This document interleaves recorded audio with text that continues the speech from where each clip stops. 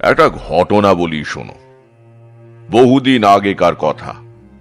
আমার 8-9 বছর বয়সের। একে ঠিক অলৌকিক বা অপ্রাকৃত ঘটনা বলা যায় কিনা জানি না, কারণ বাহ্যত তেমন কোনো কাণ্ড ঘটেনি। তবে শ্রেণী বিভাগ না করতে পারলেও গল্পটা তোমাদের ভালোই লাগবে। তোমরা তো জানো আমি গ্রামের ছেলে। বিরাট ধনী না হলেও আমাদের অবস্থা নিতান্ত খারাপ ছিল না। ঠাকুরদার তো ছোটখাটো একটা তালুকই ছিল। আমি সংসারী না হওয়ায় আমার 2 ভাই বাবার মৃত্যুর পর সব নষ্ট করে ফেলে।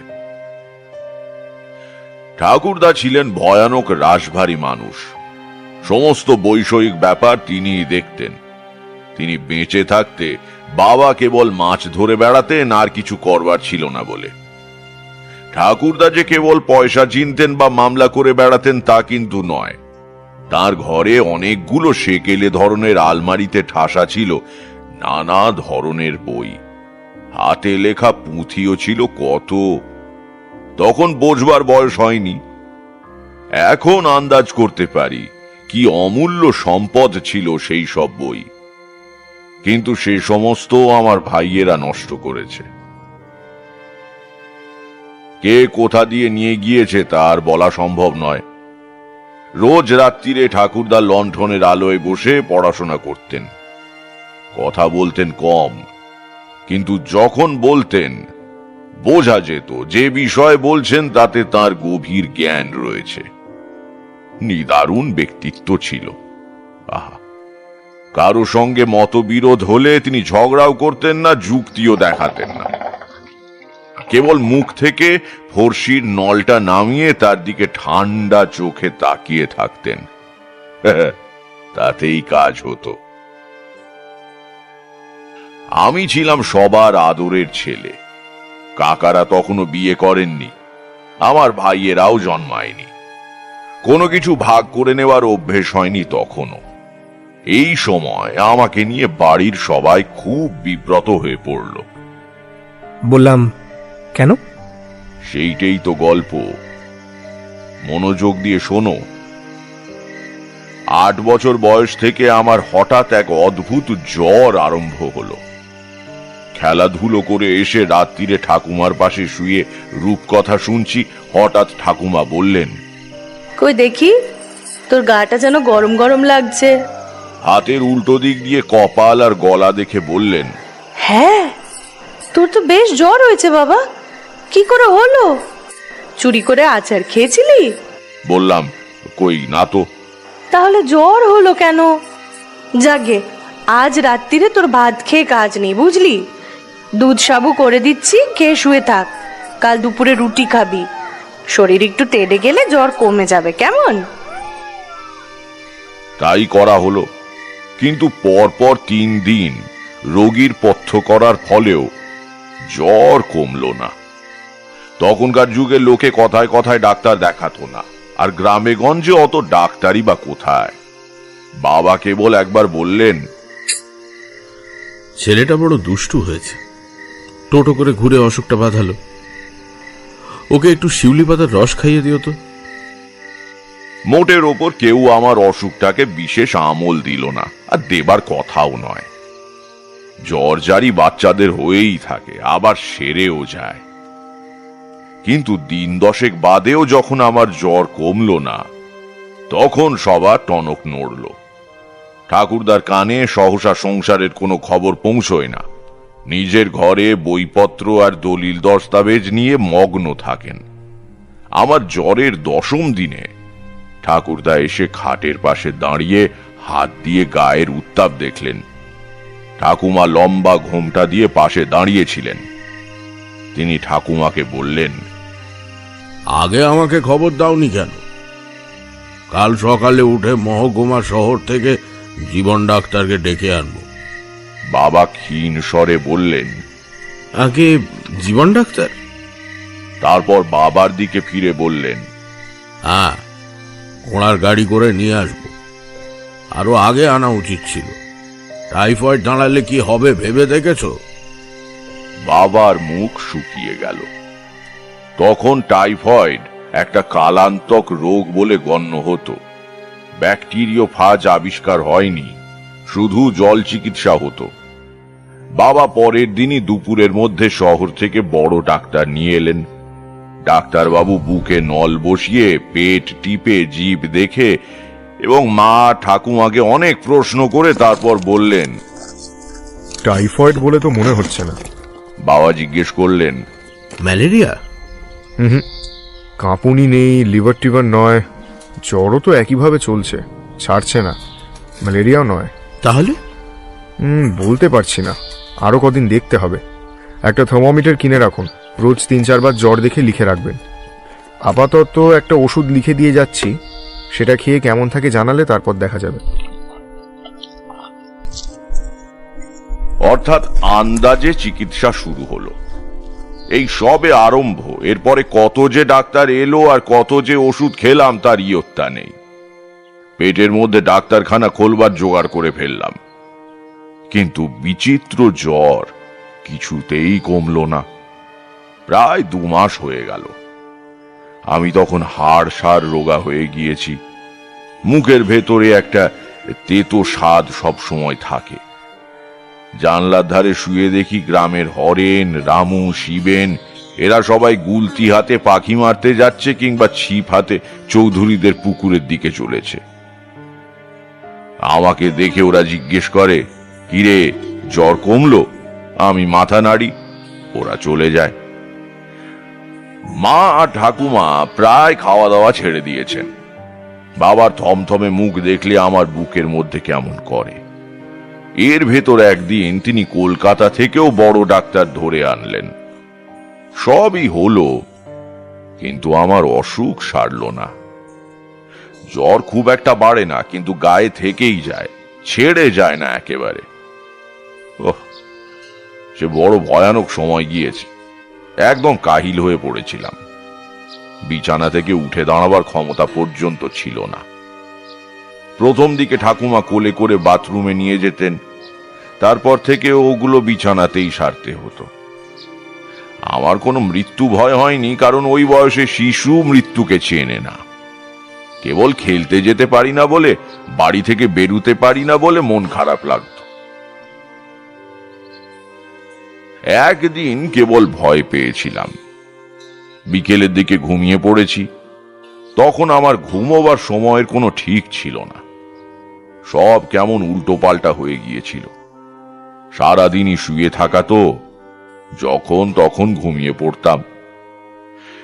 একদিন বিকেলে জেগে উঠে দেখি আধো অন্ধকার ঘরে মা আর ঠাকুমা দুজনে পায়ের কাছে দাঁড়িয়ে কেমন অদ্ভুত ভাবে যেন আমার দিকে তাকিয়ে রয়েছেন। ভয় পেয়ে বলে উঠলাম, মা কি হয়েছে? মা প্রথমে উত্তর দিতে পারলেন না। এখন বুঝতে পারি কান্নায় তার গলা বুজে গিয়েছিল।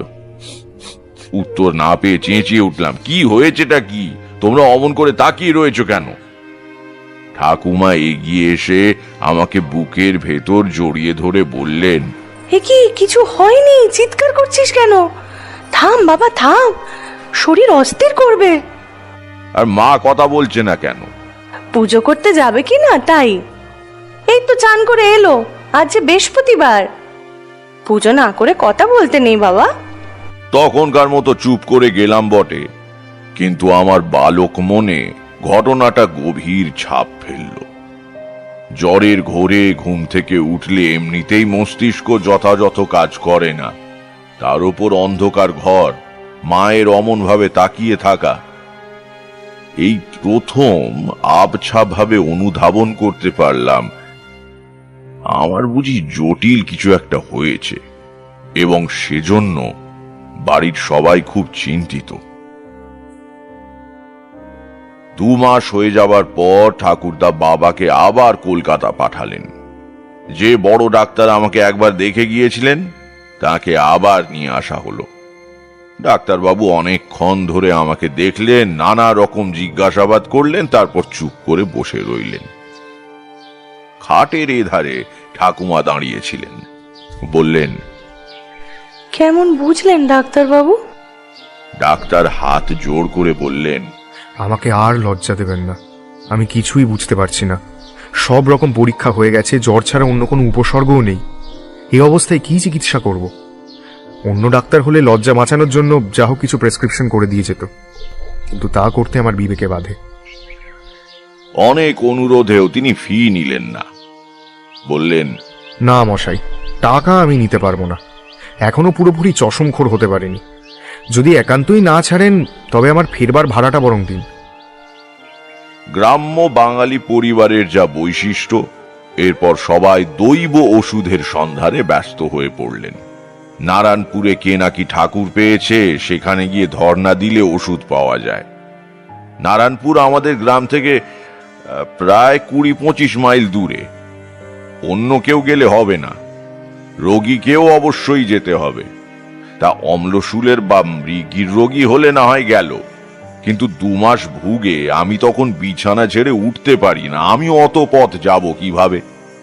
বাবা ভেবে ভেবে উপায় বের করলেন। ঘোড়ার গাড়িতে যেতে পারবো না, কারণ ঝাঁকুনিতেই মরে যাব তাহলে। তা বাবা বললেন, ওকে পালকিতে করে নিয়ে যাব। দাঁড়াও, পালকির ব্যবস্থা করি।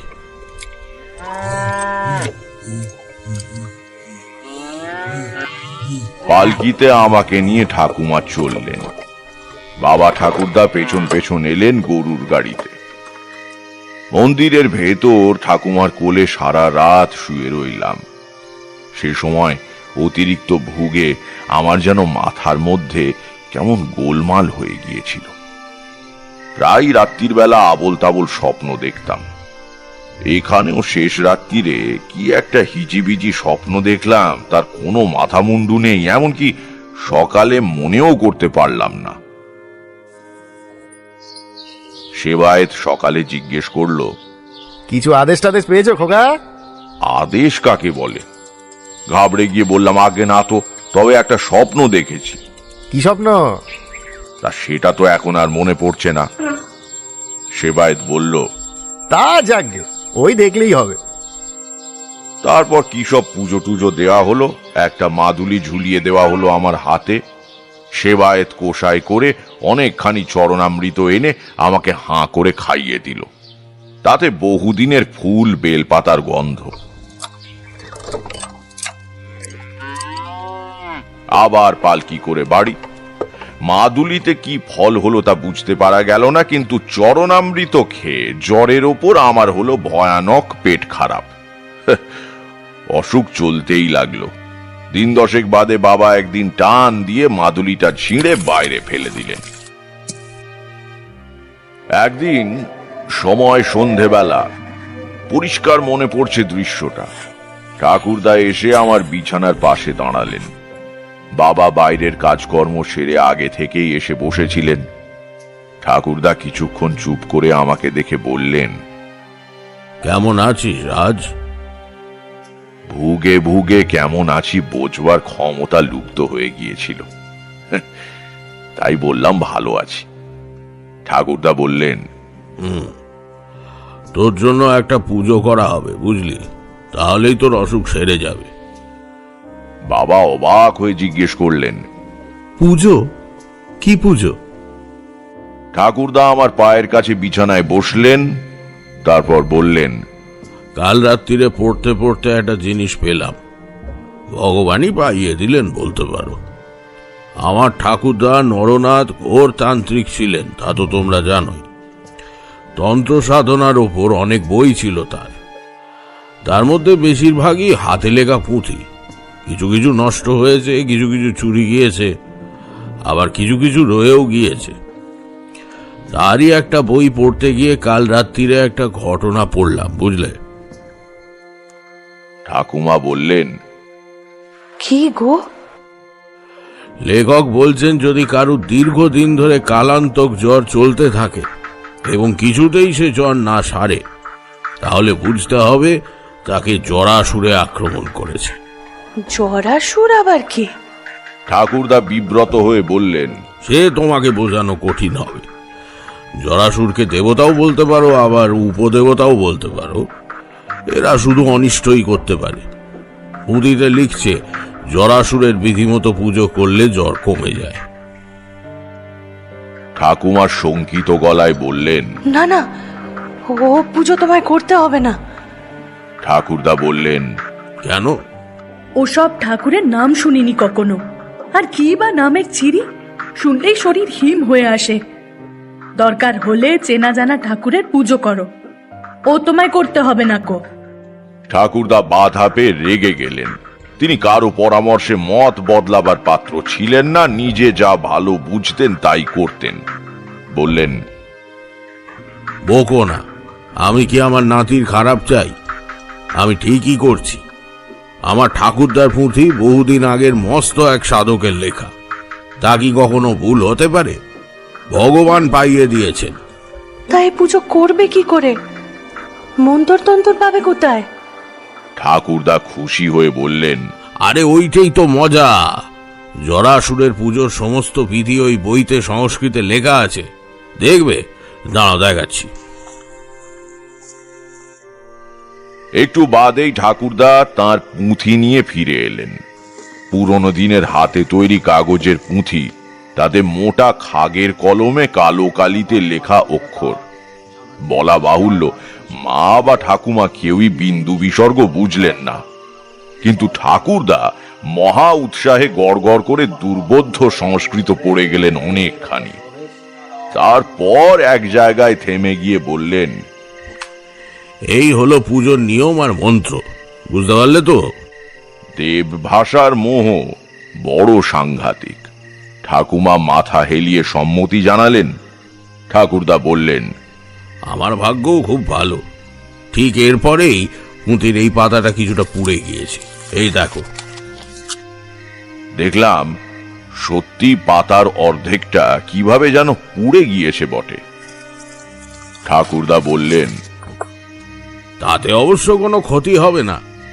পোড়া জায়গার আগেই পুজো বিধি সম্বন্ধে লেখাটা শেষ হয়ে গিয়েছে, আর 12 দিন বাদে অমাবস্যা, ওদিনই পুজো হবে। বাবাকে বললেন, হরিশ কুমারকে খবর দিস তো, কাল আমার সঙ্গে দেখা করার জন্য। ঠাকুর গড়াতে দিতে হবে। বাবা বললেন, ঠাকুরও গড়ানো হবে নাকি? তা হবে বই কি, নইলে পুজো হবে কি করে? কেমন ঠাকুর? ঠাকুরদা একটু কেশে বললেন,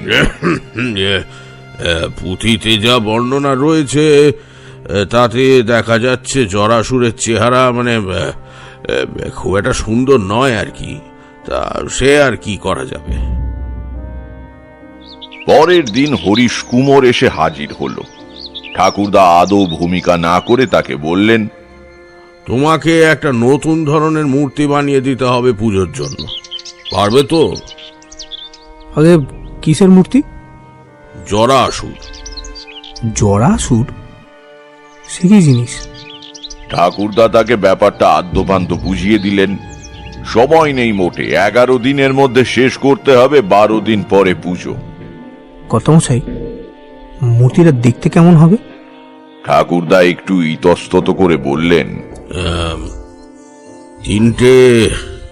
তিনটে মাথা হবে, বুঝলে?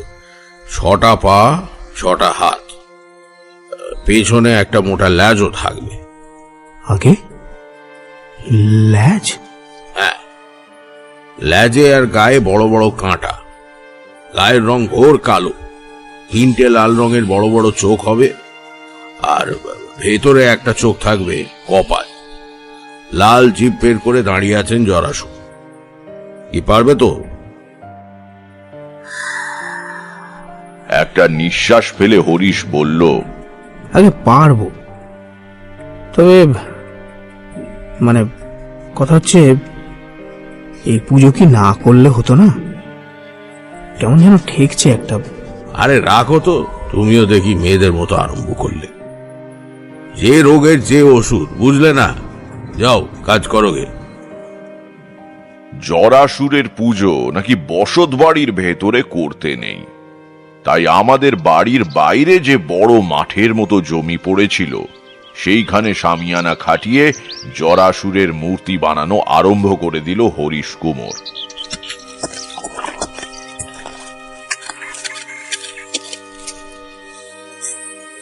ইতিমধ্যে গ্রামে এবং গ্রামের বাইরে রটে গিয়েছে ঠাকুরদা নাতির অসুখের জন্য কি এক বিকট মূর্তি বানিয়ে পুজো করছেন। রোজ সকাল থেকে শামিয়ানার তলায় ব্যাপারটা চাক্ষুষ দেখবার জন্য ভিড় লেগে থাকত। হরিশ কুমোরও ওস্তাদ লোক।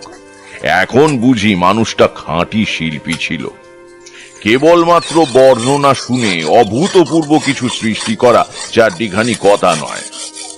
সুন্দরকে যে সৃষ্টি করে সে যেমন বড় শিল্পী, আবার ভয়ানক বিভৎস রস যে সৃষ্টি করতে পারে সেও বড় শিল্পী বৈকি।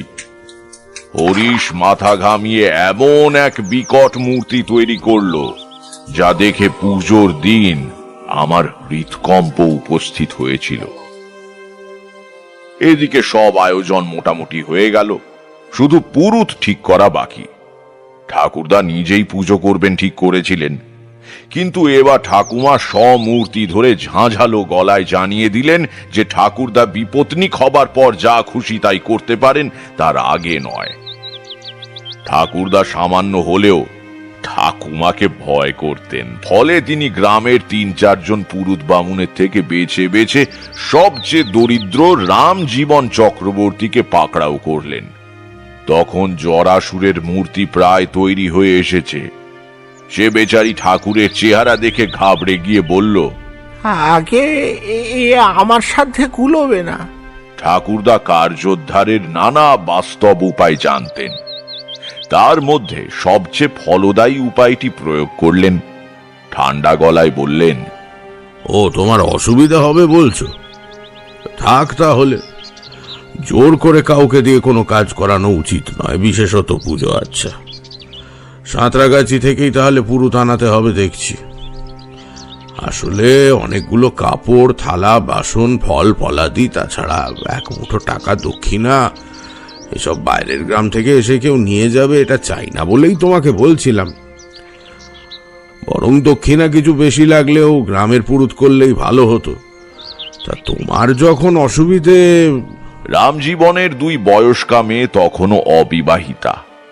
একমাত্র ছেলে পড়াশোনা এবং পৈতৃক ব্যবসা ছেড়ে গ্রামে গ্রামে শখের যাত্রা করে বেড়ায়। কাজেই রামজীবন ইতস্তত করে বললেন, আগে না অসুবিধে আর কি, তবে নিয়ম কানুন জানি নে, তাই এ পুজো তো বড় একটা হয় না। নিয়ম আমি তোমাকে বলে দেব। 3 দিন ঠাকুরদা পুঁথি নিয়ে বসে সকাল সন্ধ্যা রামজীবনকে জরাসুরের পুজোর বিধি বোঝালেন। শেষ দিন বললেন, এবার একটা দরকারি কথা বলি শোনো, এ ঠাকুরের মূর্তি কিন্তু বিসর্জন হবে না। রামজীবন বললেন, বিসর্জন হবে না? তবে কি থাকবে? না, থাকবেও না। তবে? ঠাকুরদা কিছুক্ষণ চুপ করে বোধহয় ভাবলেন কিভাবে ব্যাপারটা বললে ভালো হয়। তারপর বললেন, রামজীবন, পুজো হয়ে গেলে জরাসুরের মূর্তিটা গলিয়ে ফেলতে হবে। গলিয়ে ফেলতে হবে? মানে ওপর থেকে জল ঢেলে মাটি গলিয়ে? বাধা দিয়ে ঠাকুরদা বললেন, জল দিয়ে নয়, রক্ত দিয়ে।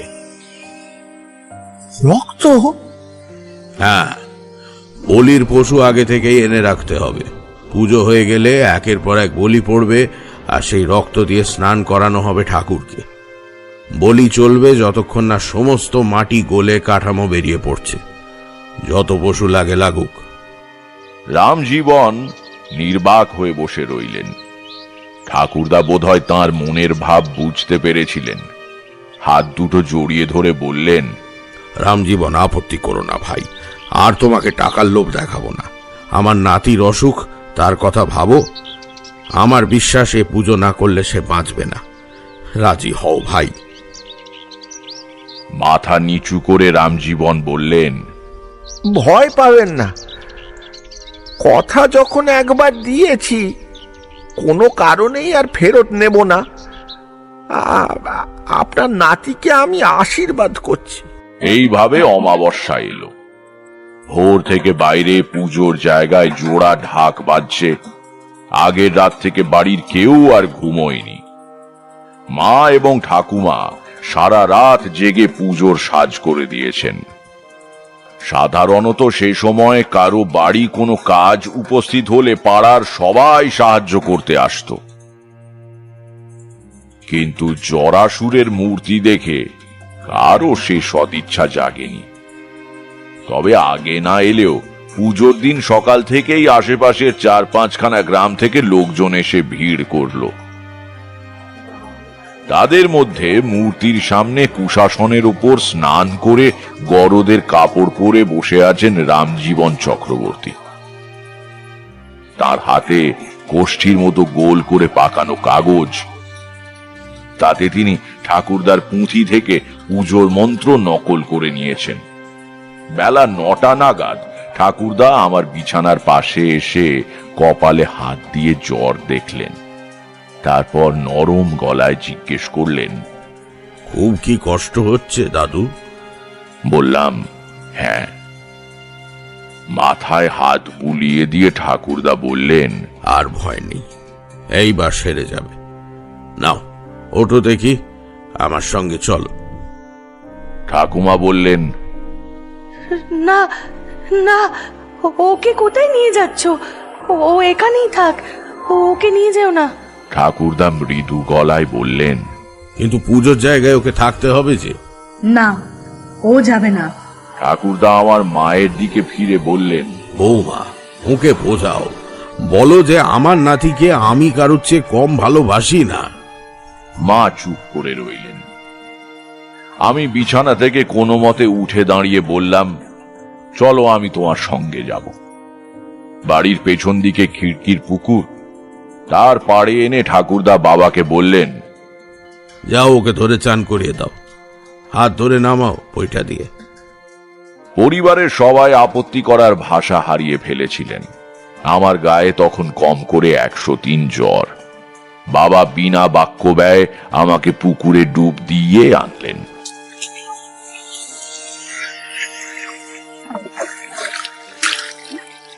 ঠাকুরদার হাতে গামছা আর নতুন কাপড় ছিল।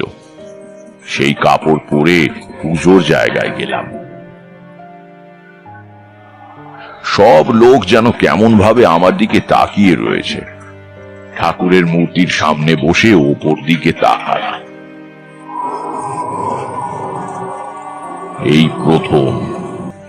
এই প্রথম জরাসুরের মূর্তির সঙ্গে চোখাচোখি হলো। ওহ, কি ভয়ানক মূর্তি না বানিয়েছে হরিশ কুমোর। ঘোর কৃষ্ণবর্ণ শরীরে বড় বড় 3টে ভাঁটার মতো লাল চোখ, গায়ে পেরেকের মতো খোঁচা খোঁচা কাঁটা, 3টে মাথা, 6টা পা। পৃথিবীর সব কুশ্রিতাকে একত্র করে এক ভয়াবহ দুঃস্বপ্নের জন্ম দিয়েছে এর স্রষ্টা। বাবা ঠাকুরদা আগেই স্নান সেরে নিয়েছিলেন। তারা দুজনে আমার দুপাশে বসলেন। পুজো শুরু হলো। চারদিকে বেদম ঢাকের আওয়াজ, ধুনোর ধোঁয়ায় চারদিক অন্ধকার। রামজীবন চক্রবর্তী দৃপ্ত স্বরে মন্ত্র পাঠ করে চলেছেন।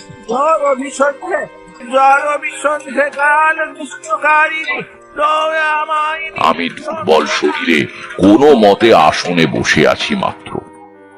ঠাকুরদা এক হাতে আমাকে জড়িয়ে ধরে রয়েছেন। ঘণ্টাখানেক বাদে পুজো শেষ হলো। রামজীবন হেঁকে বললেন, এই সরে যাও, সব সরে যাও, সরে যাও, এবার বলি। ঠাকুরদা কত করেছিলেন আমার জন্য। কত বড় মূর্তি গলাতে কত ছাগল বলি দিতে হবে তার কি কোনো ঠিক ছিল? কাজেই নিখুঁত দেখে বহু ছাগল জোগাড় করে রাখা ছিল। ঠাকুরদার ইঙ্গিতে নিবারণ কামার রামদা হাতে এগিয়ে এসে কাজ শুরু করল।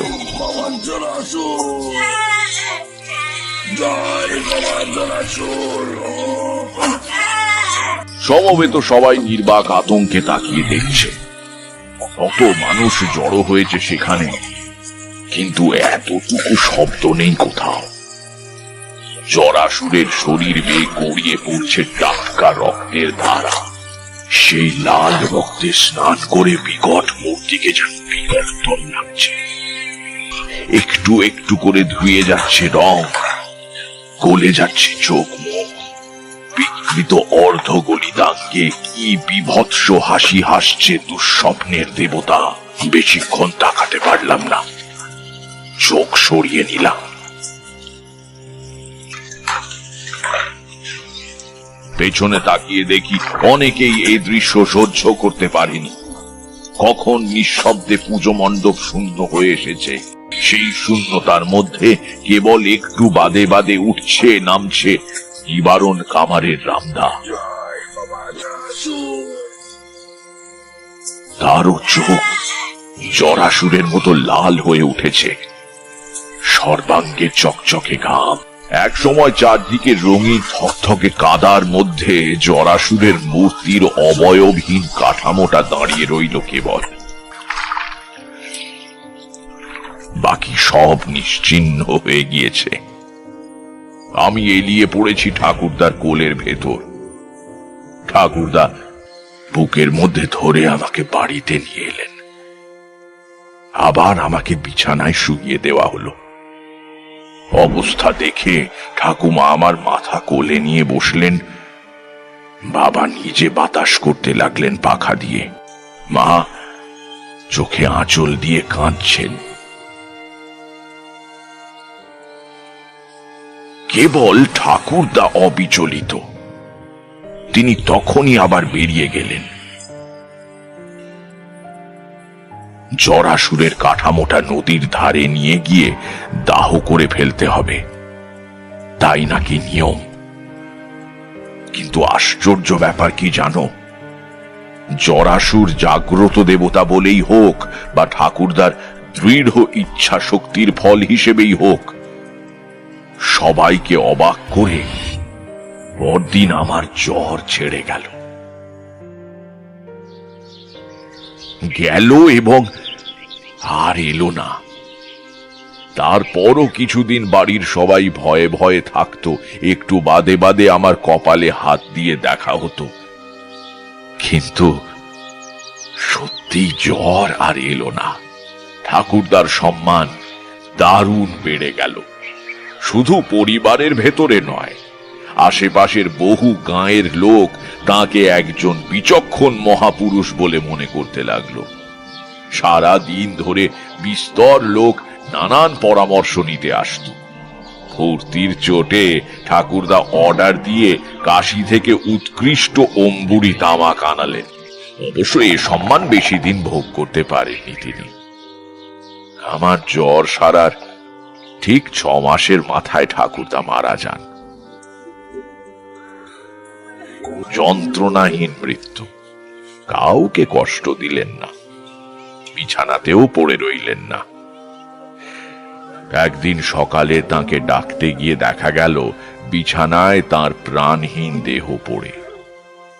রাত্রিরে ঘুমের মধ্যে কখন প্রাণ বেরিয়ে গিয়েছে। বোধহয় মৃত্যু আসন্ন অনুভব করে ইষ্টমন্ত্র জপ করছিলেন, কারণ ডান হাতের বৃদ্ধাঙ্গুষ্ঠ দিয়ে কর ধরা ছিল। সবাই বলল সন্ন্যাস রোগ। এইভাবে ঠাকুরদা চলে গেলেন। ঘটনাটা এইখানেই শেষ হতে পারত, কিন্তু হলো না। বিধাতা পুরুষ বড় রসিক। আমি জানতাম না যে এই ঘটনার একটা বৃহত্তর উপসংহার রয়েছে। জানলাম প্রায় 25 বছর পরে। তখন আমার অনেক সাধু সঙ্গ করা হয়ে গিয়েছে। পাকা ভবঘুরে তান্ত্রিক তখন। একদিন ঘুরতে ঘুরতে এক গ্রামের প্রান্তে একজন সাধুর মঠে আশ্রয় নিয়েছি সন্ধেবেলা। বেশ সৌম্য দর্শন সাধু, ভারী ভালো ব্যবহার করলেন আমার সঙ্গে। আহা, তাঁর আদেশে তাঁর শিষ্যরা আমাকে যত্ন করে খাওয়ালো। রাত্রিরে সুন্দর শোবার জায়গা করে দিল। পরদিন সকালেই আমি চলে যাব। তাই রাত্রিরে খাওয়ার পরে সাধুর কাছে তাঁর আতিথেয়তার জন্য ধন্যবাদ জানিয়ে বিদায় নিতে গেলাম। প্রাথমিক আলাপের পর নানা বিষয়ে কথাবার্তা আরম্ভ হলো। অনেক রাত অবধি গল্প চলল। কথায় কথায় সাধুকে জরাসুরের পুজোর ব্যাপারটা বললাম। সে কি?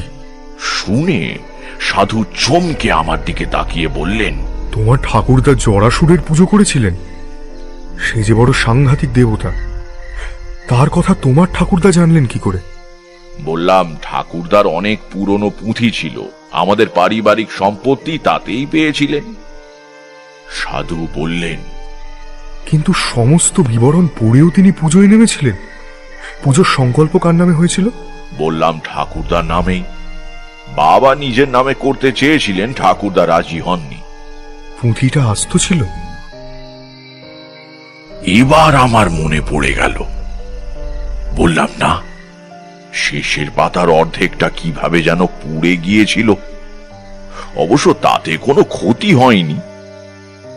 সাধু বললেন, হয়েছে, ক্ষতি হয়েছে।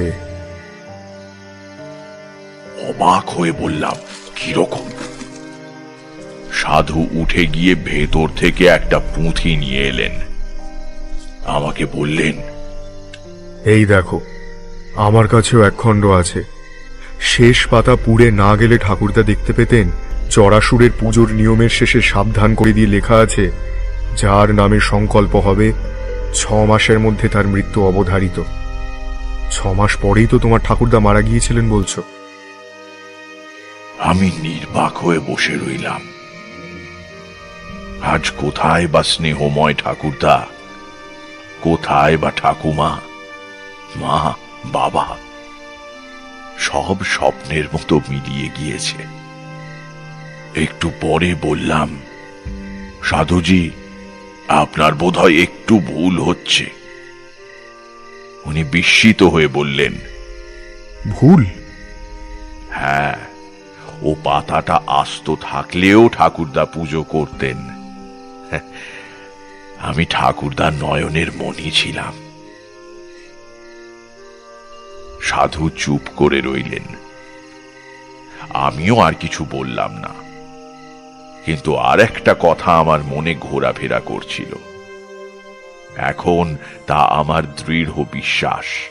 তা হচ্ছে এই যে, ঠাকুরদা নিজেই ও পাতার শেষটা পুড়িয়ে ফেলেছিলেন, পাছে কেউ পড়ে ফেলে তাকে বাধা দেয় তাই। আমাকে ঠাকুরদা বড়ই ভালোবাসতেন।